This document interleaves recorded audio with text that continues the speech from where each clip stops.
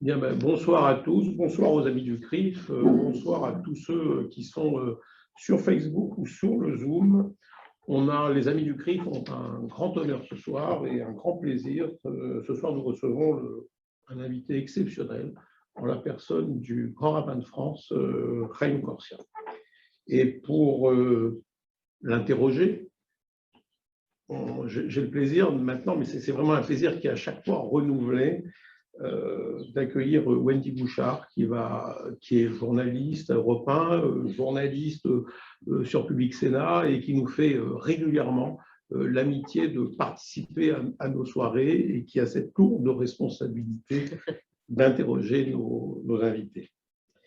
Alors, cher Chaim Corsia, je crois que vous êtes tombé dans le rabbinat très jeune, puisque j'ai lu que dès l'âge de 15 ans déjà, vous entriez au séminaire Israël de France pour vous destiner à cette carrière de rabbin. Donc on peut dire que c'est une vocation précoce.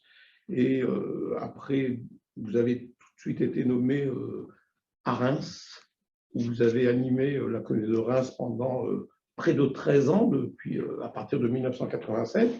Et c'est à cette période-là également que vous avez travaillé avec l'ancien grand rabbin de France, le grand rabbin Joseph Citruc, de mémoire bénie, puis aux côtés de son successeur également, le grand rabbin Gilles Vernem, auquel d'ailleurs vous avez succédé en juin 2014. Mais avant tout cela, vous avez occupé des fonctions importantes également dans le rabbinat, puisque vous étiez aumônier général de l'armée de l'air d'ailleurs, et je crois que vous y tenez, parce que je crois que vous êtes très, très attaché à ce corps. Et vous avez été également, à partir de 2007, aumônier général des armées. Donc, vous avez couvert l'ensemble des aumôneries des armées, tout en étant aumônier également à l'école polytechnique. Je crois que vous avez couvert l'ensemble quasiment des… Mais au-delà de ces études rabbiniques, de cette fonction rabbinique, vous avez également poursuivi des études, puisque vous êtes titulaire d'un MBA de la Reims Management School. Vous avez également un DEA de l'école pratique des hautes études, un doctorat. Donc, c'est un grand rabbin savant que nous avons, un doctorat en histoire contemporaine que vous avez obtenu en 2006. Ce qui me manque, cher président, c'est est-ce que j'ai ou pas un doctorat en pandémie pour savoir si, compte tenu de la distance importante qu'il y a entre nous, est-ce que je peux enlever mon masque ou pas? C'est une question que je vous pose. Moi, je considère, et nous considérons, parce que nous avons veillé à tout cela, que les distances sont largement respectées. Qu'est-ce que dit notre… Je le pense aussi, à moins que vous ne vouliez montrer aussi un exemple particulier. Montre exemple. Si vous voulez, je le montre avec vous, si vous voulez qu'on soit solidaire. Alors, on le met au début. Allez, on le met au début. Voilà. Il faut avoir le masque, mais là, comme il y a de la distance, on peut… C'est calculé pour ça. Pour moi, il n'y a aucun problème. Alors, voilà. Et donc, je poursuis cette brève présentation. J'ai essayé d'interrompre tellement. J'ai essayé d'interrompre. Il y a tellement à dire sur vous que j'ai moi-même réduit ma présentation, parce que vous êtes aussi titulaire d'un doctorat de gestion de l'école polytechnique, et vous avez suivi, ce qui vous ramène à votre passion pour l'armée, un cursus universitaire d'études et de recherche sur les questions militaires et géostratégiques, en intégrant l'Institut des hautes études de la sécurité intérieure, puis le Centre des hautes études sur l'Afrique et l'Asie moderne. Et puis, pour couronner tout cela, à partir de 2014, voilà que vous devenez académicien, puisque vous avez été élu à l'Académie des sciences morales et politiques. Et je crois que c'est une fierté pour notre communauté d'avoir un grand rabbin de France qui est élu à l'Institut, puisque c'est une des parties de l'Institut de France. Et puis, avec tout cela, vous avez aussi une écriture facile, puisque entre 2006 et 2020, vous avez publié pas moins de 11 ouvrages. Alors, on va sûrement parler au moins du dernier, cher Wendy, qui est Réinventer les aurores, que vous avez publié chez Fayard. Mais je crois qu'avant de passer la parole à Wendy, je voudrais rappeler que ce soir est un jour particulier. C'est un jour particulier parce qu'au moment où nous prenons cette cette réunion, la sirène retentit en Israël parce que nous entrons dans le Yom HaZikaron. Le Yom HaZikaron qui est la journée du souvenir pour tous les soldats qui sont tombés dans les différentes guerres d'Israël. Journée du souvenir à laquelle on associe également l'ensemble des victimes du terrorisme. C'est un moment important. C'est un moment important. Il est d'autant plus important qu'il va précéder cette journée de joie et d'allégresse qui est le Yom HaTzmaut. Et je crois que pour illustrer ce moment, Monsieur le rabbin, vous vouliez démarrer avec peut-être une prière. Voilà, si vous permettez une petite prière, parce que je trouve important de nous associer à cet hommage à celles et ceux qui sont tombés pour la création, la Hakamat Medinet Israël, la création de l'Israël, qui est une part de notre espérance à tous. Voilà pourquoi, si vous permettez, je ferai juste El Malé Rachamim. Après, je ferai la prière pour l'État d'Israël, et puis après, bien entendu, la prière pour la République, parce que c'est toujours important pour moi. El Malé Rachamim, Shochen, Bamromim, Amtsemenochen, Chonatarat, Kanfa, Shechinad, Malad, Vishemkim, Yizora, Kamazilim, Et Nishma, Koy, Chalet, Vagan Israël. בעבור שאנחנו מתפללים עד אז כאן נשמתם לכן בא לכם סובלן הפעם ולעמים ויצחון ביצחון נשמתם אדוני נחלתם ינוח משכב ומשל מנומר אמן Amen. אבינו שבשמיים צור ישראל וגואלו ברך למדינת ישראל ראשית שמחת גאולתנו הגן עליה בעברת חסדך ופרוס ארץ קדש שמך ושלח אורך ועמיתך לרשע ושרה ויוציאה תקנם בעצת ואמליתן לך חזק את ידי מגיני ערב קודשנו ונחילה ממנו נשועה והתרם ניצרון והתרם נתת שלום בארץ ושמחת עולם ושביה, Amen, c'est là. Et la prière pour la République, parce que c'est toujours un bonheur de prier pour la République. Dieu éternel, maître du monde, la providence embrasse les cieux et la terre, la force et la puissance t'appartiennent. Par ta seule, tout célèbre, tout s'affermit, ta demeure sainte au Seigneur, bénis et protège la République française et le peuple français. Amen. Que la France vive heureuse et prospère, qu'elle soit forte et grande par l'union de la concorde. Que le rayon de ta lumière éclaire ceux qui président le destin de l'État et qui font de notre pays l'ordre et la justice. Que la France vive une paix durable et conserve toujours son rang glorieux au sein des nations. Que la France reste fidèle à la sainte tradition, défende toujours le droit et la liberté. Éternel, accorde ta protection, ta bénédiction à nos forces de l'ordre et à nos soldats qui, en France et partout dans le monde, défendent la France et ses valeurs. Leur courage, leur ténacité, leur force morale sont notre honneur. Accueille favorablement nos voeux. Que le parole de nos lèvres et les sentiments de notre cœur tout grâce devant toi, éternel, notre créateur, notre libérateur. Amen. Amen. Si on est dans les prières, permettez-moi aussi de souhaiter bon début de Ramadan à nos concitoyens musulmans qui entrent dans ce mois de Ramadan, puisqu'on avait Rosh Chodesh, donc le nouveau mois. Et je trouve très important de partager le temps, d'être vraiment des contemporains. Merci de cette très belle introduction. Merci de votre accueil, Francis. Et j'ignorais cette prière pour la République qui donne tant de force. Permettez-moi de vous l'offrir. Je vous remercie. Tant de force à cette introduction. En fait, même si on y a rajouté un passage sur les forces de l'ordre et les militaires. Oui. Et c'était assez incroyable parce que ça a été fait au moment des assassinats des militaires à Montauban, juste avant les assassinats des enfants et du professeur à Toulouse. Et on l'a vu quelques années après, en 2015, arriver les militaires pour protéger nos synagogues. Et très souvent, on les a appelés pour venir lire eux-mêmes cette prière pour la République. Et je vous assure que quand vous voyez les militaires en larmes, quelque chose. Merci, Chaim, pour ça. Merci parce que c'est à la fois le grand rabbin que nous recevons ce soir, mais le CRIF étant une institution laïque, c'est aussi le serviteur de la République, c'est l'engagé pour la République que vous êtes, et je sais que le temps passé va enrichir tous ceux qui nous accueillent aujourd'hui. Vous n'avez de cesse d'ailleurs, et je pense que c'est encore le temps de le faire ce soir, de réaffirmer la véritable définition de la laïcité, qui en aucun cas ne doit gommer nos religions, nos différences, simplement les préserver. Ce n'est pas une société athée qu'une société laïque. Exactement. C'est quelque chose d'étonnant.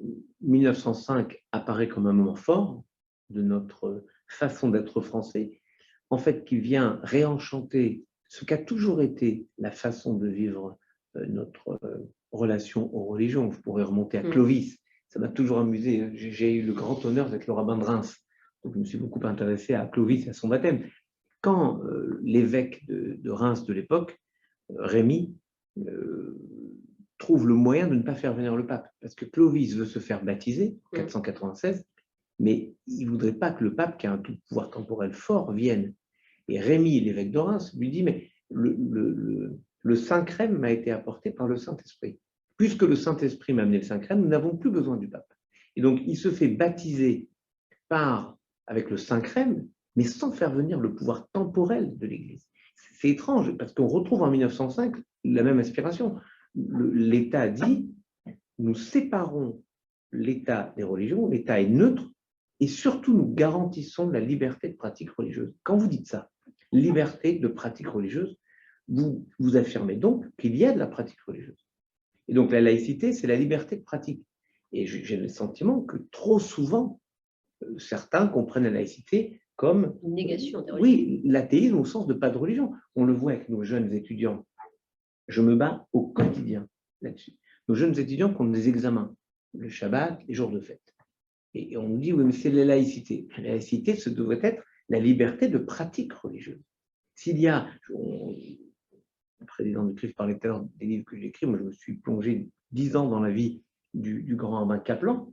Le grand rabbin Kaplan, en 1953, j'ai un document où le ministère de l'Éducation nationale lui dit toutes les fêtes et le Shabbat, eh bien, il n'y a aucun problème, on fera en sorte qu'il n'y ait pas d'examen, on arrangera les choses pour que dans l'équité, parce qu'on n'a jamais demandé de position dérogatoire, on dit simplement dans l'équité, soyons capables d'être fidèles à cet esprit de la laïcité, liberté de pratique religieuse. Et cette liberté s'arrête au moment où on s'approche du bien public, de l'intérêt public.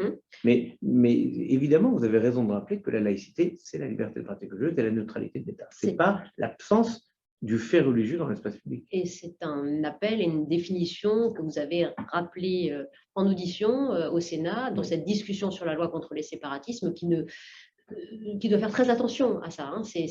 Il faut ménager justement à la fois la lutte contre les séparatismes en France et ne pas exhorter à une société qui nierait chacune de nos identités religieuses. Soyons un peu clairs, et c'est d'ailleurs dans le sens du discours du président de la République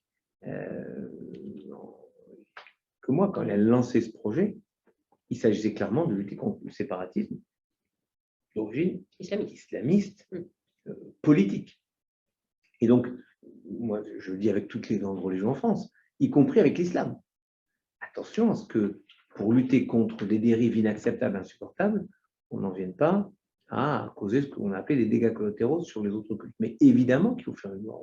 On a assassiné des gens, on a égorgé un professeur. Il faut qu'on fasse quelque chose et il faut pouvoir donner des armes juridiques à l'État pour lutter contre ces dérives insupportables. Je prendrai juste un exemple, si vous permettez, qui nous a tous révoltés. Quand vous avez, par exemple, quelqu'un qui est condamné 4 fois pour apologie du terrorisme et dont on ne peut pas changer le statut de réfugié sous prétexte qu'il n'a pas été condamné pour terrorisme, c'est que la loi a un problème. Donc il faut revoir la loi. Donc on voit bien qu'il faut une loi qui dise non, l'apologie du terrorisme est considérée comme une sorte d'agression, une forme d'agression contre la société dans laquelle nous vivons tous. Et quelqu'un qui veut agresser notre société ne peut pas exciper d'un titre de réfugié pour pouvoir semer le trouble, le désordre, la haine, la mort dans la société. Donc il faut pouvoir travailler là-dessus, sur une loi intelligente qui va clairement lutter contre la pulsion séparatiste de ça. Votre venue ce soir pour les Amis du CRIF est importante car elle est à la croisée des chemins dans le contexte, et on va y venir, dans votre propre parcours aussi, car vous êtes candidat, Haïm Corsia, à votre réélection au titre de grand rabbin de France, avec cette volonté d'engager pour servir au nom de la République et de tisser du lien social. Et dans ce livre que vous citiez notamment, que j'ai beaucoup apprécié, cher Francis, Réinventer les aurores, vous dites combien il est important de ne pas fragmenter un groupe humain, combien il faut être unis pour faire face. Et ça, vous l'avez bien ressenti lorsque vous étiez aumônier, notamment à Viator, mais aumônier des armées. Vous avez vu la mixité, ce métissage qui était essentiel, pour reprendre une nomenclature du moment, essentiel. Oui, parce que c'est de la diversité que naît une richesse incroyable, qui est à l'opposé de l'uniformité. En fait, rien ne ressemble autant à l'unité que l'uniformité au début. On se dit c'est formidable, ils sont tous les mêmes, donc ils vont bien fonctionner ensemble. C'est faux. Parce que lorsque les gens sont uniformes, eh bien, ils sont interchangeables et personne est indispensable. Le principe, c'est la diversité implique l'unité. Or, il se trouve qu'en hébreu, le mot France se dit Tsarfat. Et ça, le président du CRIF le rappelle souvent à juste titre. C'est que le mot Tsarfat veut dire le creuset, dans lequel l'orfèvre met des métaux différents pour en faire un alliage unique. S'il manque un seul de ces métaux, l'alliage ne fonctionne pas. Et moi, j'ai vu comme une sorte d'écho à ce qu'avait dit Manuel Valls devant les pères cachers, quand il a dit « La France sans les Juifs n'est plus la France ». Ce qu'on doit pouvoir être capable d'utiliser en disant « La France sans les catholiques n'est plus la France, la France sans les protestants n'est plus la France, la France sans les musulmans n'est plus la France, la France sans les athées n'est plus la France, la France sans telle et telle ». Et c'est cette conjugaison de toutes ces différences qui s'appelle l'unité. Le peuple juif s'est fondé sur le même esprit. J'ai toujours aimé le commentaire qui dit, lorsque les Hébreux sont entrés dans la mer Rouge, pardon de parler comme un rabbin, chaque fois que je ferai un commentaire biblique ou talmudique, le président du CRIF remettra sa kippa. Mais je trouve très belle cette image. Les Hébreux entrent par 12 chemins dans la mer Rouge, chaque tribu avec sa façon d'être, sa façon de vivre, sa proximité avec le tabernacle par la suite dans le désert, et ressortent par un seul chemin. C'est-à-dire et c'est le projet, je crois, du judaïsme français, celui que nous portons tous. Peut-être parce que nous avons des origines d'Algérie, mais en même temps, parce que c'est le cœur même de ce qu'est ce franco-judaïsme porté pour moi par le consistoire et par le CRIF, qui est une émanation du consistoire au départ en 1943. Léon Meiss vient du consistoire et fonde le CRIF pour lui déléguer toute la partie politique. Mais il faut toujours penser que lorsque nous vivons ensemble, nous sommes évidemment différents parce que la société française est différente, mais nous voulons tous vivre ensemble. C'est le cœur de notre espérance parce que c'est ce qu'est la France, Tsarfat. Nous sommes un creuset, personne ne peut se juger plus français que l'autre parce qu'il aurait plus d'ascendant français. Moi qui étais dans les armées, vous avez raison de le rappeler, ça m'a marqué de voir ces gens totalement engagés. Moi, j'ai vu des légionnaires qui parlaient à peine français et pourtant qui risquaient de mourir pour nous défendre nous tous. Ça, c'est une façon d'être français qui conjugue des personnes différentes qui s'allient ensemble. Et comment on résiste à la fragmentation lorsqu'on emploie ces mots aujourd'hui essentiels, non essentiels, qui sont extrêmement blessants, extrêmement humiliants pour certains d'entre nous. Mais nous nous sommes battus ensemble, et je continue, pour défendre le principe d'intégration et pas d'assimilation. L'assimilation, c'est une façon de nier ce que nous sommes. C'est en fait uniformiser les gens. C'est-à-dire que pour être assimilé, il faut être comme l'autre. Mais l'autre, qui dit que l'autre est plus français que moi? C'était un débat terrible qui m'avait profondément blessé, je vous le dis, lorsque un chroniqueur avait estimé que le prénom d'une chroniqueuse dans une radio ne faisait pas français. Je ne sais pas quoi penser de mon prénom qui s'appelle Chaim. Toute ma jeunesse, c'était très compliqué. Est-ce que c'était Brahim, Rahim, Haïm, Rémi, enfin tout ce que vous voulez. Mon prénom, c'est Chaim, ça veut dire la vie. Et je pense que mon prénom est très français, profondément français. Il y a un rabbin qui s'appelle Rabbi Chaim Vital. Chaim, c'est la vie, donc Chaim Vital, c'est une sorte de redondance. Je ne vois pas pourquoi un prénom serait plus ou moins français. Il est français dans sa volonté de partager le destin. C'est la conférence de Renan en 1882 sur qu'est-ce qu'une nation? Eh bien, c'est vouloir partager un destin commun. Donc oui, je pense que la distinction à laquelle vous faites allusion, qui est très importante parce qu'elle est très grave aujourd'hui, sur essentiel, elle pose la question qu'on a pu voir fleurir au début du confinement, sur les professions dites essentielles et pas essentielles. Comment vous allez dire à un coiffeur qui n'est pas essentiel en ce moment, on ne peut pas se couper les cheveux pendant le Homer, toute la période après Pessah, pas jusqu'à 33e jour du Homer, on ne peut pas se couper les cheveux, je peux vous dire que c'est là qu'on se rend compte que le coiffeur est essentiel. Mais allez dire que finalement tous les gens qu'on a confinés, empêchés de travailler, n'étaient pas essentiels, c'est très dur. Je pense qu'il fallait parler de capacité à transmettre ou pas du virus, mais on a vu que la société a tenu avec des gens qu'a priori on ne jugeait pas essentiels. Les caissiers, les caissières, les livreurs, en tant que rabbin, j'ai pu voir mes rabbins dévoués auprès des familles pour procéder aux obsèques, les personnels des pompes funèbres, toutes ces personnes qui étaient assez invisibles dans l'image idyllique d'une république, de la réussite, des startups, etc. Eh bien, on a vu ces gens devenir essentiels. Le personnel soignant, dont on ne se préoccupait pas outre mesure avant la pandémie et dont on se rend compte maintenant qu'ils sont le cœur actif aussi de la société. On va tisser avec vous le lien, votre projet, notre discussion qui intervient après la découverte dimanche de tags islamophobes sur le centre culturel musulman de Rennes et puis hier des tags antisémites sur la façade de Sciences Po. Ce sont, alors vous allez me dire peut-être une fois de plus, deux lieux de connaissance, de culture qui ont été ciblés. Quelle est votre réaction? J'ai évidemment, sur les questions des tags, sur les mosquées, j'ai immédiatement appelé les responsables du Conseil français du culte musulman pour leur dire que nous sommes avec eux et que lorsqu'ils sont touchés, nous sommes tous percutés. On doit tous défendre ensemble la dignité et le respect de chacun. À Sciences Po, j'ai évidemment appelé Sciences Po. La réponse est venue de l'intérieur de Sciences Po. J'ai trouvé que c'était merveilleux. Oui. Pendant cette journée, hier, on a découvert les tags. Il y avait un séminaire d'Emouna. Emouna, qui est une formation que Sciences Po met en place, où il mélange tous les cultes. Et il y a cette formation à la connaissance les uns des autres, les jeunes prêtres, les jeunes pasteurs, les jeunes imams, les jeunes rabbins, les jeunes bouddhistes, les orthodoxes, les personnes de l'administration, des acteurs de la sphère politique, de la sphère sociale. Et c'est un séminaire formidable. Ils se sont réunis. Et la plus belle des réponses, c'était cette fraternité entre eux.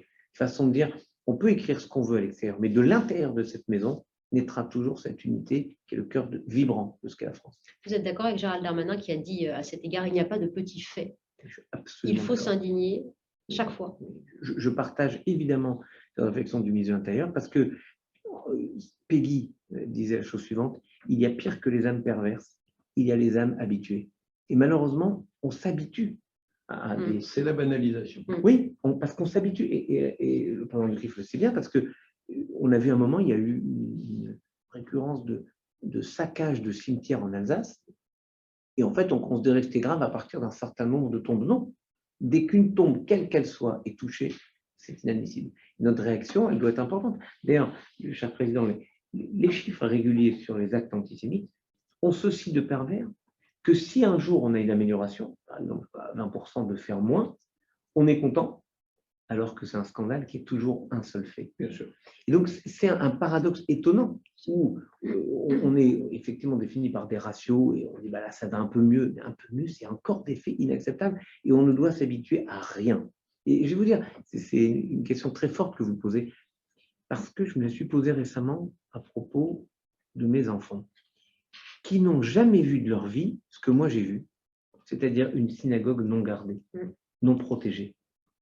Et je me dis, il faudrait qu'on soit capable d'expliquer à nos enfants que non, ce n'est pas la norme qu'un lieu de culte soit protégé, mais on est heureux et c'est important, c'est même vital que nos lieux de culte soient protégés. C'est vital aujourd'hui et on se bat avec le président du consistoire, le président du Fonds social, le président de toutes les organisations juives, nous nous battons pour qu'on améliore, que les pouvoirs publics améliorent la protection des lieux de culte.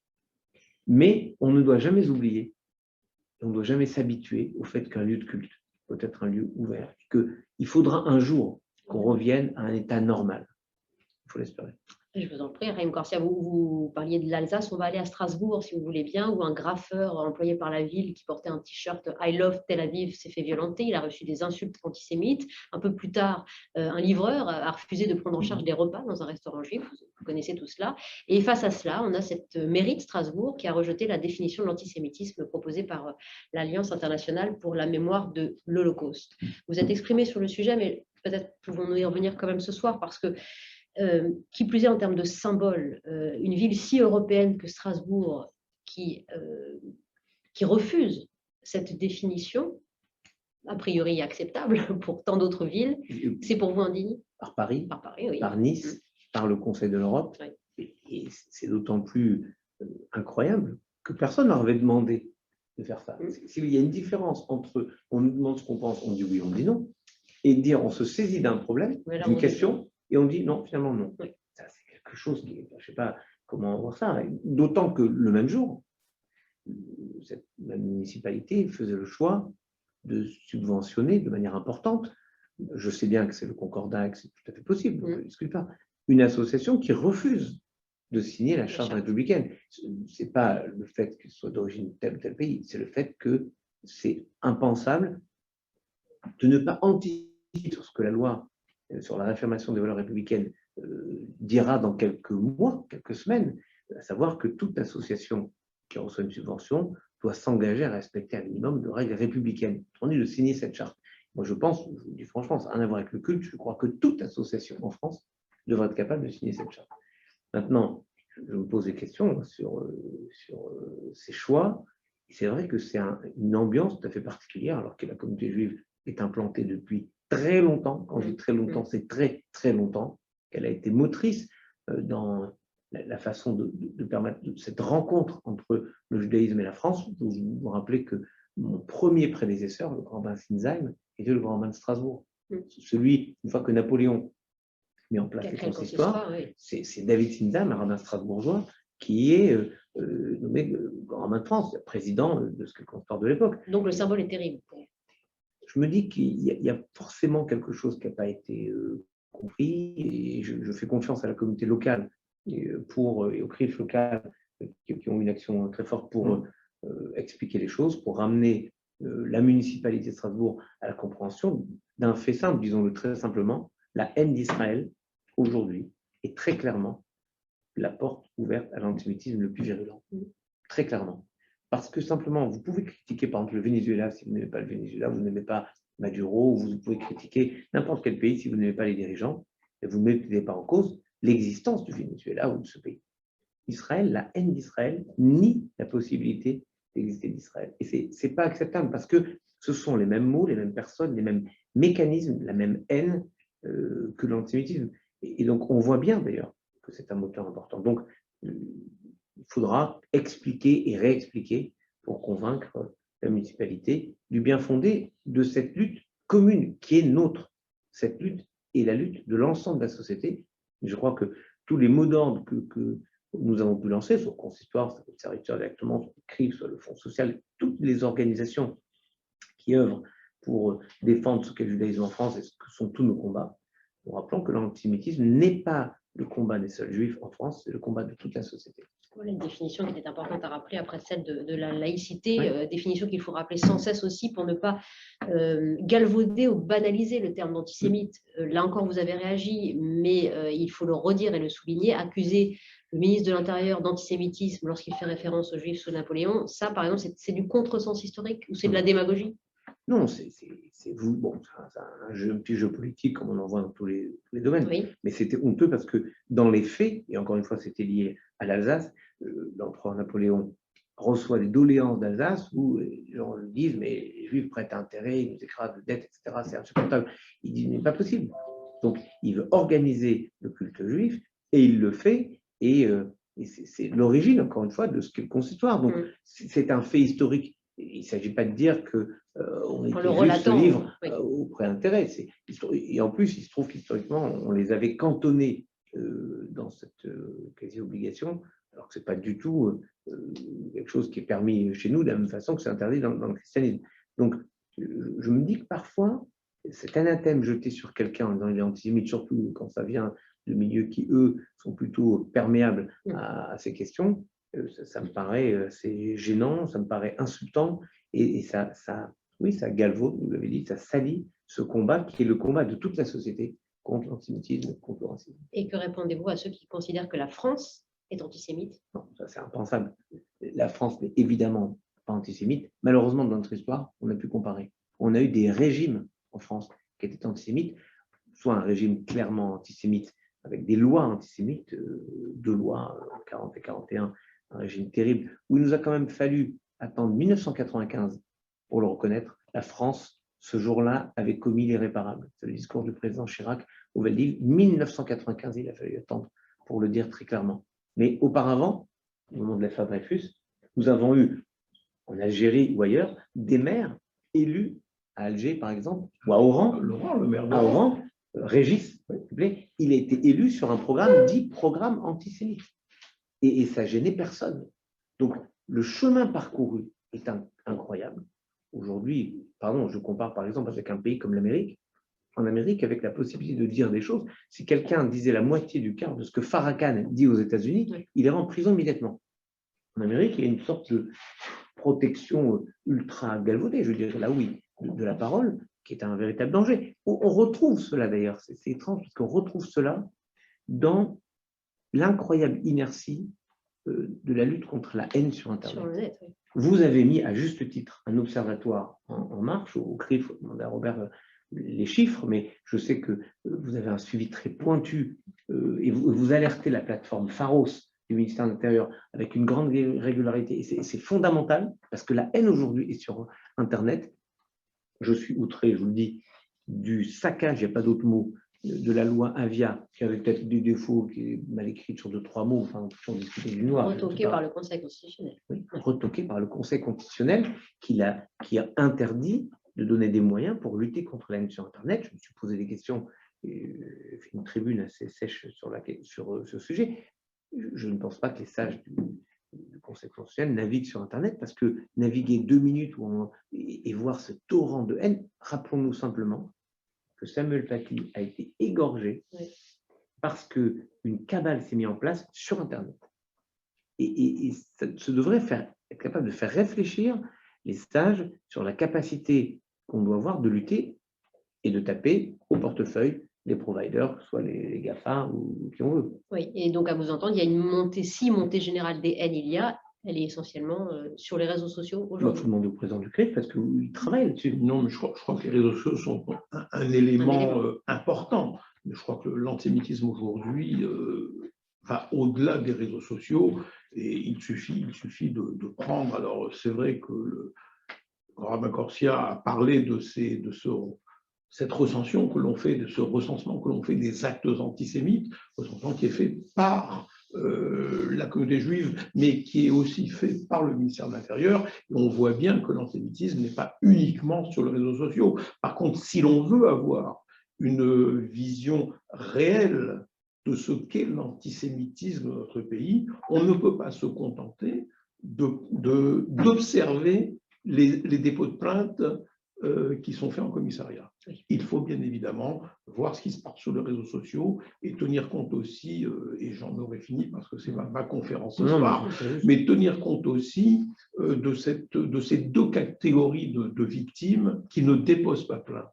Ceux qui ont peur, parce qu'ils connaissent leurs agresseurs, parce que c'est le voisin du dessus ou de l'immeuble à côté, et ceux qui considèrent que ça ne sert à rien. Et là, en tenant compte de tout ça, on arriverait peut-être à avoir une vision, une image réelle de ce qu'est l'antisémitisme aujourd'hui dans notre pays. Mais d'ailleurs, on rebondit là-dessus, nous avons une réunion avec les dirigeants des associations, grandes organisations juives, et le ministre de l'Intérieur il y a quelques jours. C'est ce que j'ai demandé au ministre. Ma proposition, c'était d'améliorer l'accueil des victimes d'actes antisémites lorsqu'ils viennent porter plainte. Et de la même façon qu'il y a des formations spécifiques pour les commissariats, pour l'accueil des victimes telle ou telle type d'agression, je pense qu'il est important aussi que le premier accueil soit un accueil de compassion, d'écoute, parce que le policier ou la policière qui est devant la personne, c'est la France qui est là.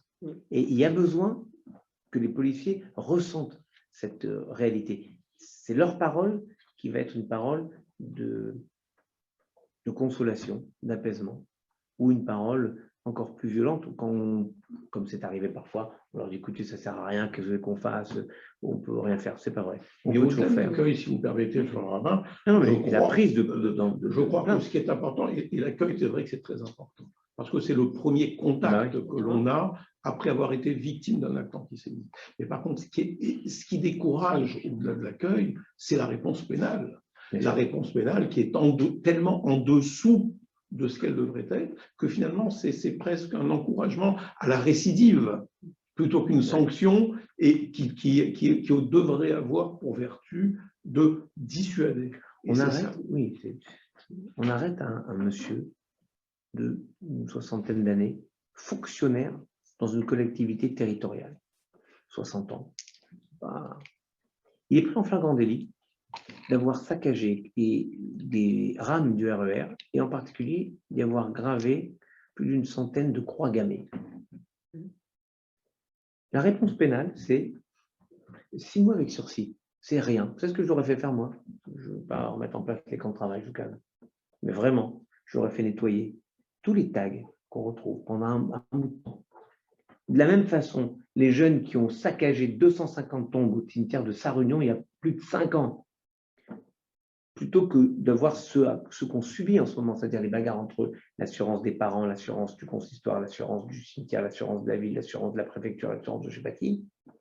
J'aurais pris les petits, les 3 mois de vacances, d'intérêt général. et je leur ai fait refaire. Je crois que la notion de réparation, y compris pour ces victimes qui se sentent presque déniées dans leur capacité à être reconnues et intégrées dans un tissu social, eh bien, la réparation est essentielle. Et en fait, quand on parlait d'Internet, il faut juste revoir les choses différemment. On a l'impression que quelqu'un derrière un clavier. Si quelqu'un prenait un panneau et criait « mort aux Juifs » sur un panneau dans la rue, il se fera arrêter normalement.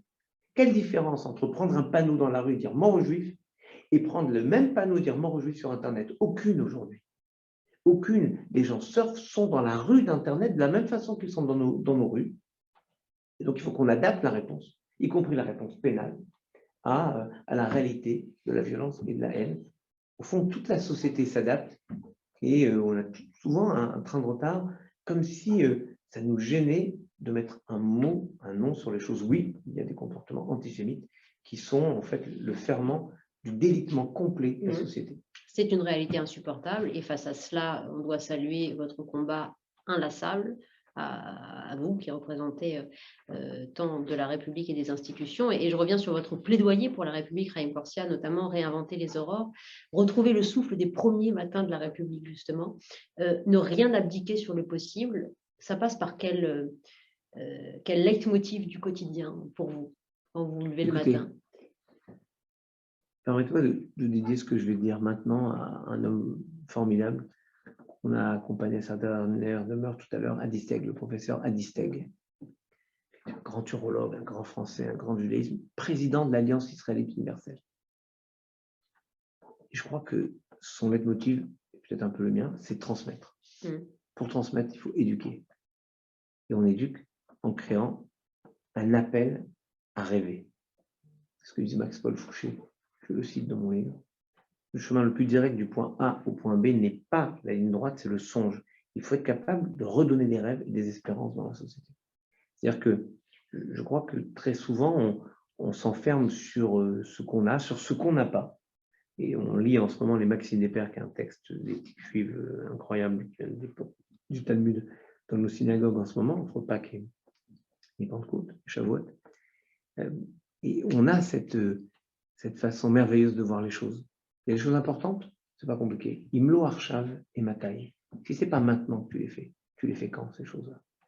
Donc il y a une urgence à faire les choses, à ne pas se dire on les fera plus tard, une urgence à faire les choses pour justement pouvoir se projeter dans le futur. Et je crois que la notion d'éducation est essentielle. Voilà pourquoi je me suis battu depuis que je suis arrivé dans l'armée de l'air, depuis 2000, pour organiser des voyages de la mémoire. Je sais que le CRIF en organise, c'est vital. C'est vital parce qu'on travaille sur la jeunesse. Et je pense que c'est important d'organiser ces voyages à Auschwitz, même si c'est dans la journée, parce qu'il se passe quelque chose. Mais nous avons tant et tant de lieux de mémoire. Reprenons le livre de Pierre Nora sur les lieux de mémoire en France. 3 tomes, donc on trouvera sûrement de quoi faire.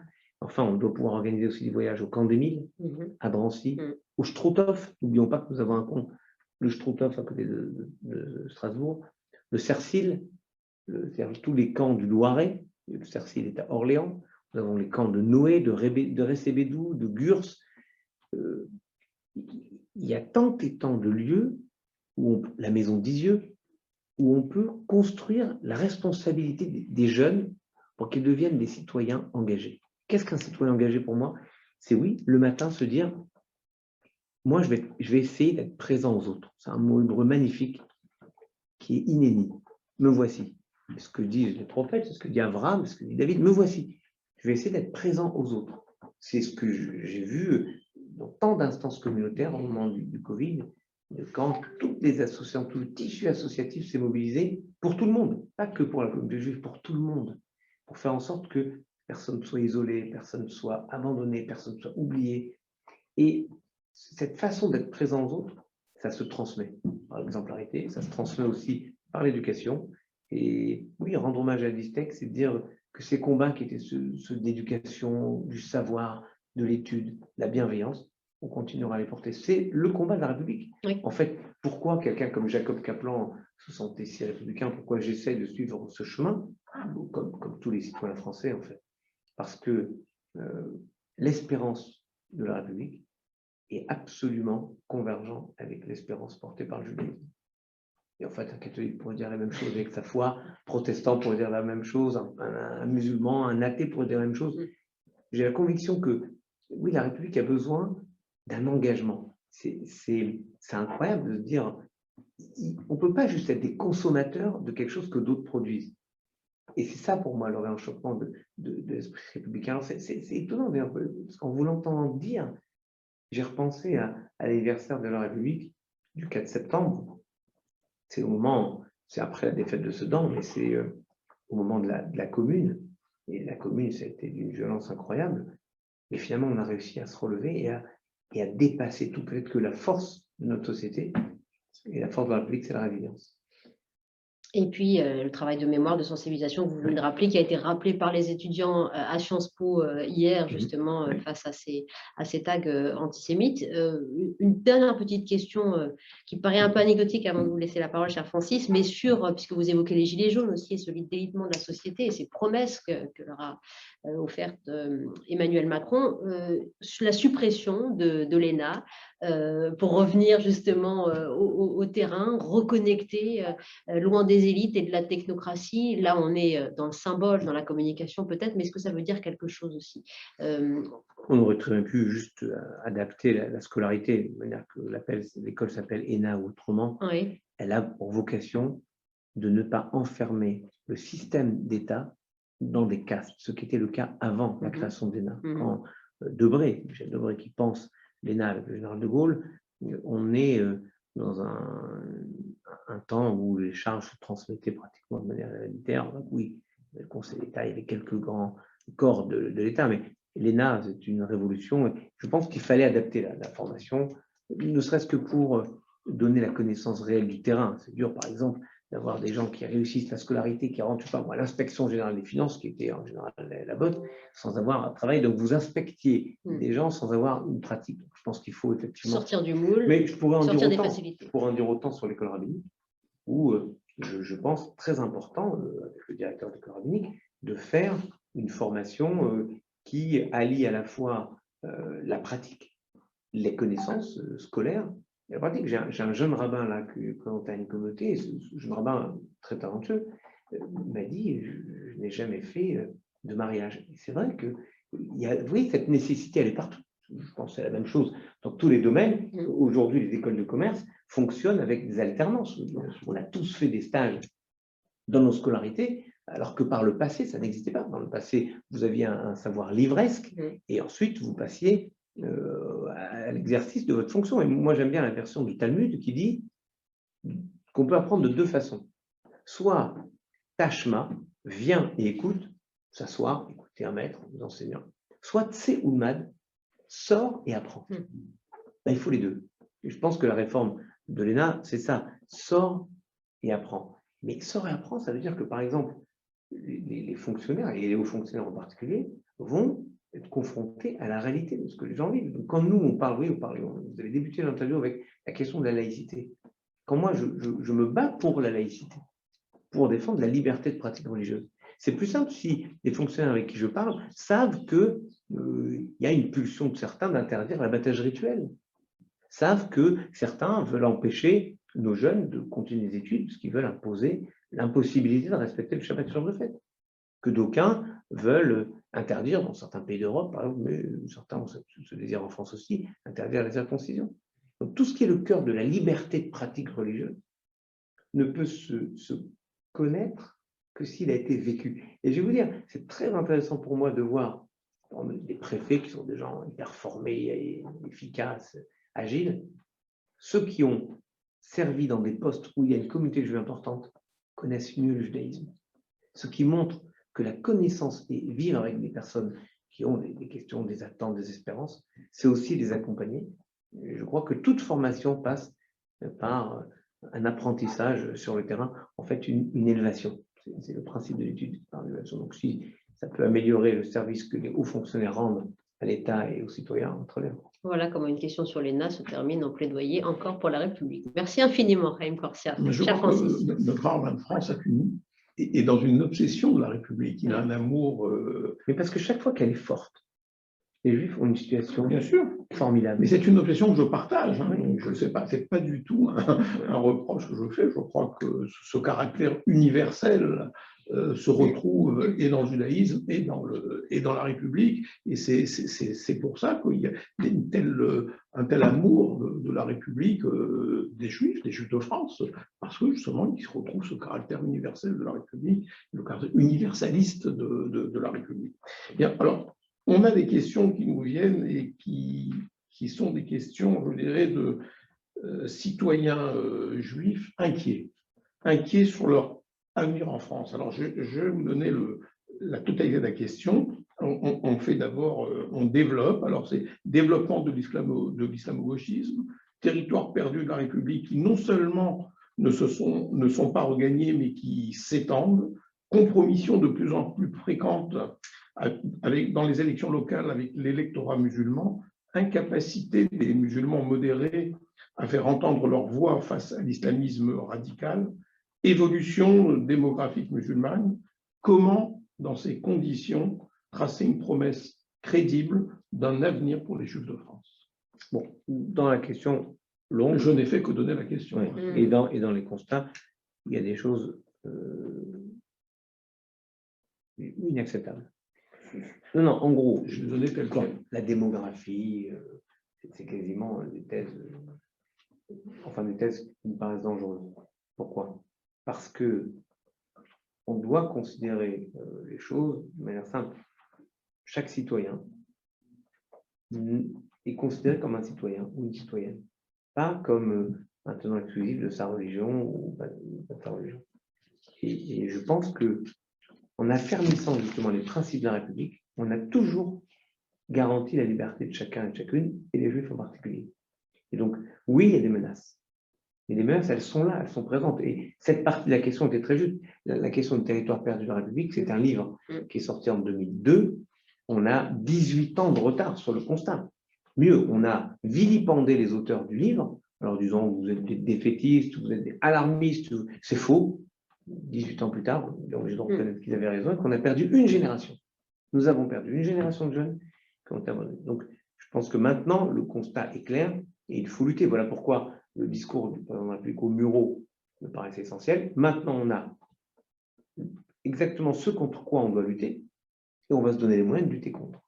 Il faut vraiment qu'il y ait une sorte de responsabilisation collective sur le fait que les choses ne vont pas s'améliorer par magie.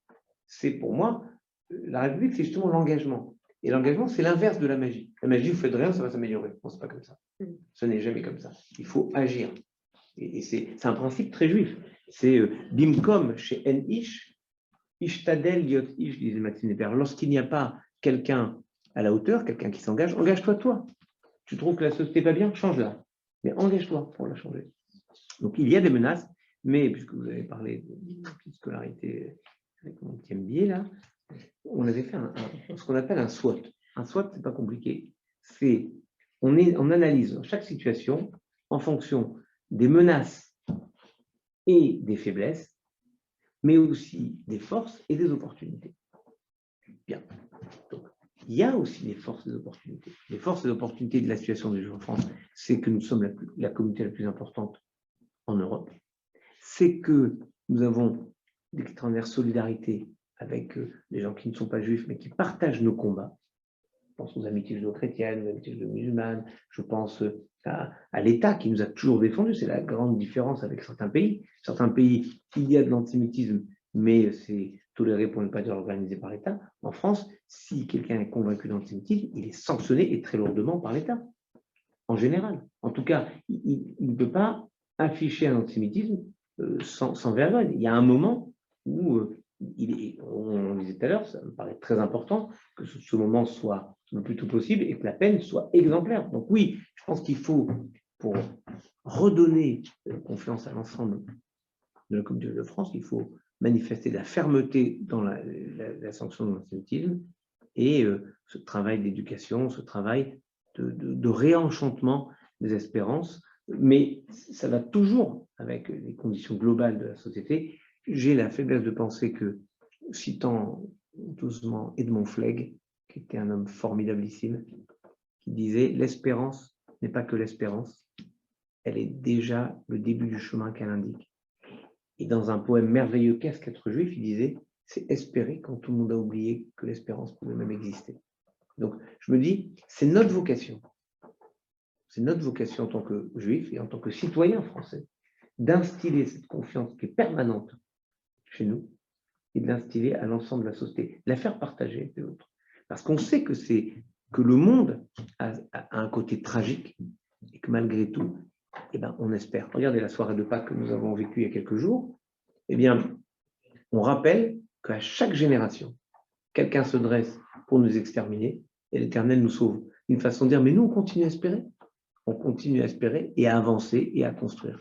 Et je trouve formidable cette capacité que la communauté juive a à continuer à espérer et à croire en la République. Parce que la prière que j'ai lue tout à l'heure, que vous avez, cette prière pour la République, elle est récitée chaque samedi dans toutes les synagogues comme une espérance. Moi, j'espérais que tous les lieux de culte en France, quel que soit le culte, pourraient réciter le même type de prière, une façon de partager notre espérance dans la diversité des cultes et des foi des uns des autres, mais dans cette espérance. Mais je vous assure que c'est cet indicateur qui est parfois inquiétant pour l'ensemble de la société française. C'est que lorsque les Juifs sont heureux quelque part, la société va bien. Lorsque les Juifs ne le sont pas ou le sont moins, comme c'est le cas avec les questions que se posent tant et tant de nos concitoyens juifs, à juste titre, eh bien, c'est l'ensemble de la société qui devrait se poser des questions. C'est ce que j'allais vous dire, réenchanter l'espérance, mais comment convertir cela en force animant les citoyens pour aller voter. On est à un an d'une échéance importante. On sent que là, il y a des procès en incompétence qui sont en train de monter, qu'il y a une défiance aussi très manifeste du politique. Donc voilà, on a tous une longue responsabilité dans tout ça, mais comment le spirituel, comment l'engagement au quotidien peut aider à ça. Il y a des questions légitimes qui se posent sur la gestion de ci, de ça, sur la politique. C'est le jeu politicien. Je n'entre pas dedans, jamais. Sauf pour lutter contre les extrêmes, ce qui est à peu près notre point de vue commun. Mais faut reconnaître quand même que 4 chaînes de débats permanents, en permanence, 4 chaînes sur la télé, permanence, sans parler des radios. Je ne peux pas dire de mal de radio devant vous, mais 4 chaînes, ça engage à une sorte de surenchère, à une sorte d'aggravation, présentation aggravée de la situation. La responsabilité médiatique est énorme. Mais la responsabilité est la nôtre aussi, de chacun et chacune. Là où il est, on a laissé faire des choses, on s'est habitué à des choses. Par exemple, regardez, ce dont je parlais tout à l'heure. Le Front National, quand le Front National fait moins de 20, il fait 18, on dit chouette, il a fait moins que 20. On peut se féliciter de 18% des Français qui voudraient que certains ne soient pas français, que certains ne soient pas avec eux, qui sont porteurs de tout le passé idéologique du Front National. Mais ça pose question. On devrait se dire, mais c'est terrifiant. Alors on devrait dire, c'est quoi les cages? 6, 3, 2, 1, 20, 0. Parce que... Comme pour les actes antisémites. Oui, exactement. La réalité, c'est que on se laisse aller à une forme de...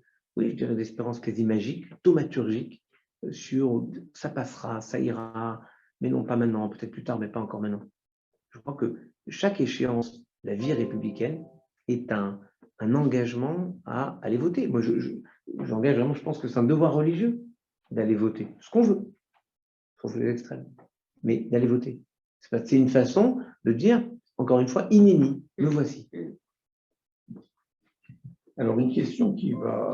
Je réponds peut-être trop longuement, je vais répondre tout court. Non, mais c'est une question qui va nous ramener un petit peu au problème que rencontrent certains, et notamment en ce qui concerne la régularisation pour les enfants dont le père est juif et dont la mère est non juive, ou vice-versa. Et on vous demande que pouvez-vous faire pour faire évoluer les positions du Beddin en France qui sont chargées de ces conversions? Regardez. C'est une question très importante, très lourde que vous me posez. Lors de mon élection en 2014, une des premières choses que j'ai faites, je m'y étais engagé et je l'ai fait et ça marche, c'est d'arrêter de parler pour ces enfants où le papa est juif, la maman ne l'est pas, d'arrêter de parler de conversion s'ils veulent intégrer pleinement le... C'est pour ça que la question est bien posée, elle parle de régularisation. J'ai imposé ce mot de régularisation et je pense que c'est très important parce que c'est reconnaître la part de judaïsme, la part dans l'histoire juive. Puis je veux vous dire, le petit qui a un nom juif parce que son papa est juif, il se fait traiter de sale juif par ses copains qui ne sont pas aussi copains que prévu. Et en même temps, nous, on dit qu'il n'est pas juif. Donc c'est faux, on ne peut pas dire ça. Et puis, on a dit que les Hébreux étaient restés Hébreux en Égypte parce qu'ils avaient leur nom. Eh bien, quand on a un nom, une histoire, on a une part judaïque. Mais il faut passer par cette régularisation, c'est la halakha. Moi, je n'ai pas vocation à convaincre le Beit Din d'eux. J'ai vocation à protéger la capacité de l'ensemble des rabbinats mondiaux, et en particulier israéliens, de reconnaître la validité de nos actes religieux. Et si on s'amuse à dire, faisons n'importe quoi parce que ça plaît, c'est bien, après tout, un tel, c'est bien, il est très pratiquant, enfin en tout cas, il fait un peu Shabbat.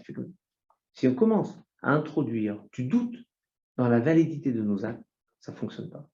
Nous risquerions d'avoir tous nos actes religieux non reconnus par les tribunaux rabbiniques mondiaux. Et je vous répondrai de la même façon que j'ai répondu à Wendy Bouchard tout à l'heure sur l'engagement. Si quelqu'un me dit, moi, je veux être parfaitement reconnu et intégré dans le judaïsme, mais bienvenue. Il faut juste apprendre. C'est un petit effort, apprendre. Mais apprendre quand on pratique, c'est plus simple. Je l'ai expérimenté. Vous savez, vous voulez apprendre à un enfant le Birkat Hamazon, la prière après le repas. Ça va vous prendre 3 mois. C'est compliqué, c'est long.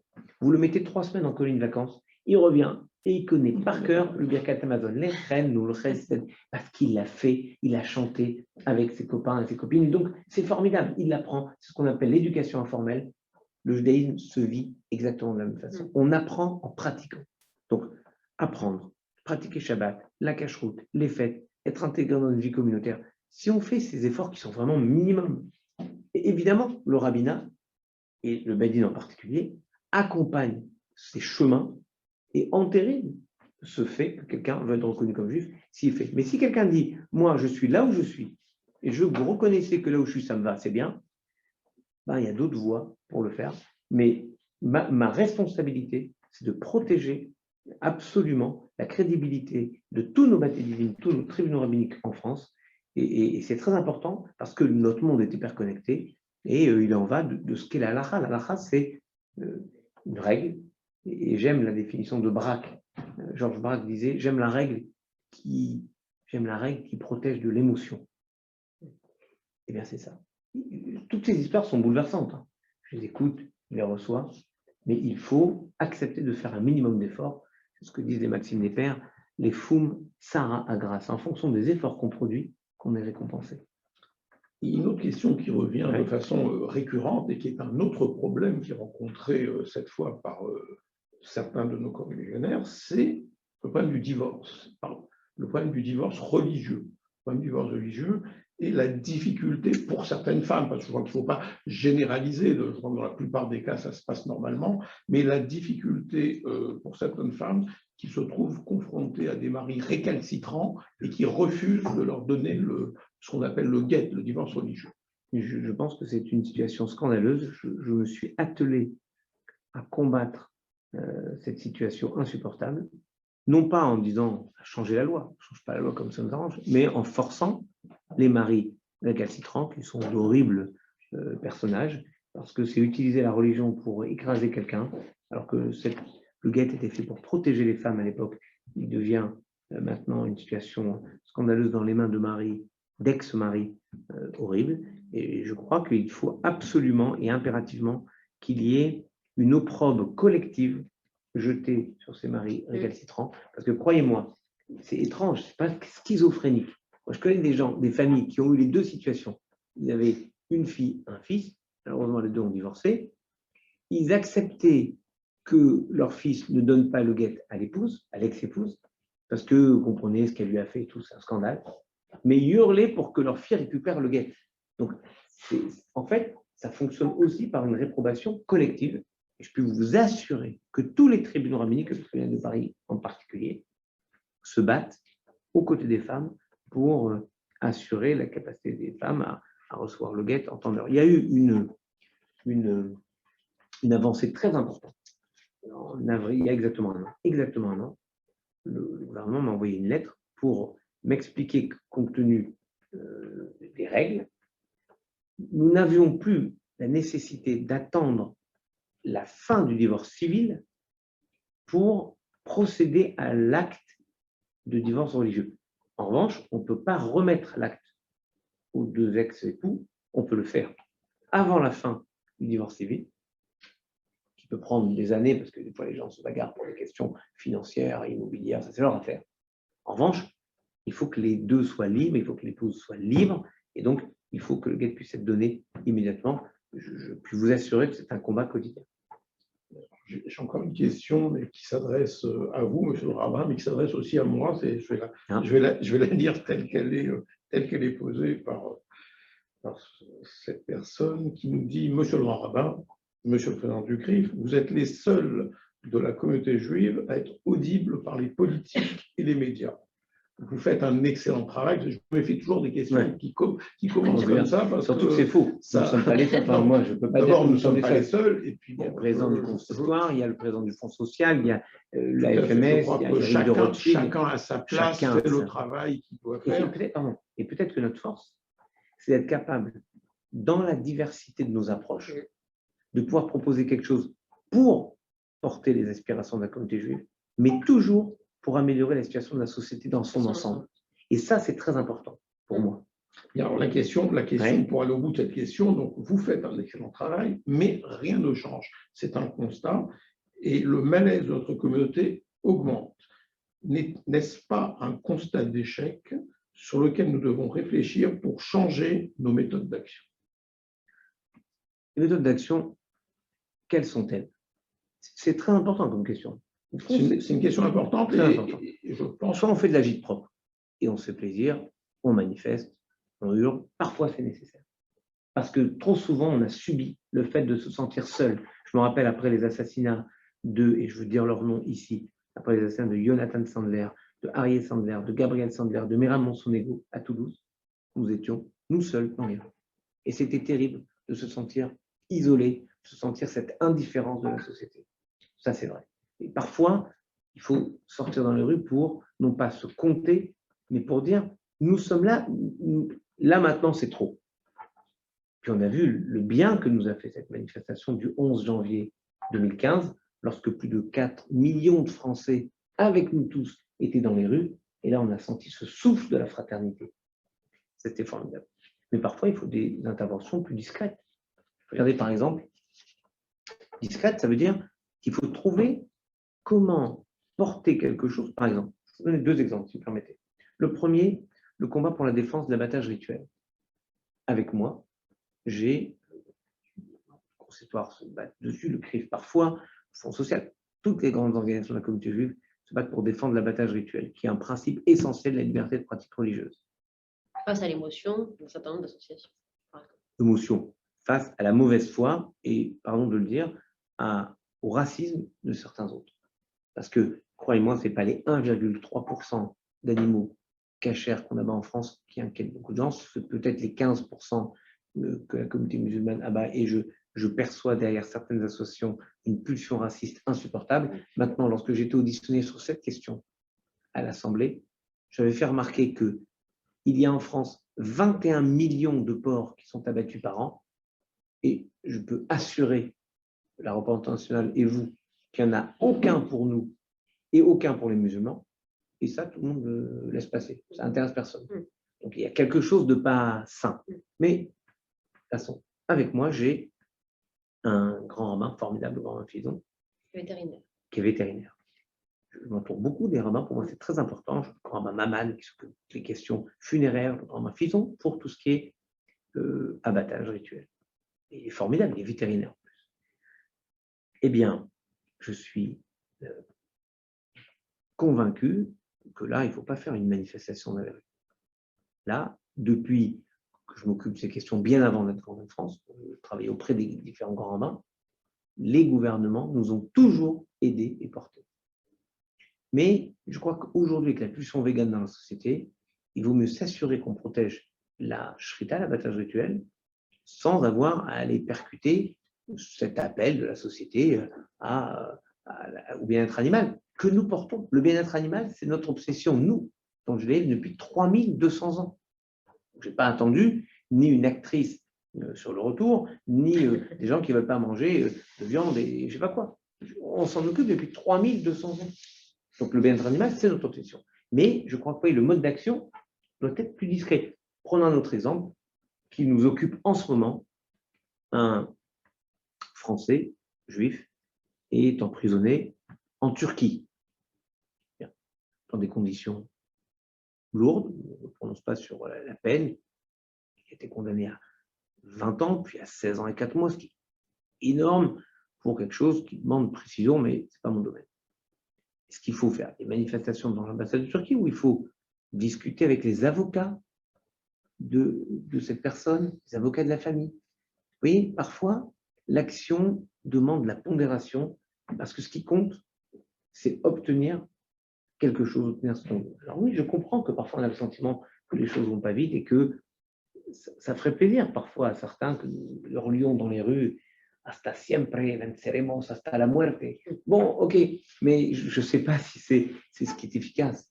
Je vais vous donner un autre exemple parce que c'est très important. J'avais quelqu'un de formidable qui m'aidait aussi sur la question des examens le Shabbat. Et lui, il avait une façon de percuter les institutions. Il ne pouvait pas dire oui, il ne pouvait pas répondre à ces demandes. Moi, je fais en général, le président du CRIF le sait, parce qu'il participe à tant de réunions avec moi avec lui. Mais moi, je prône la coproduction.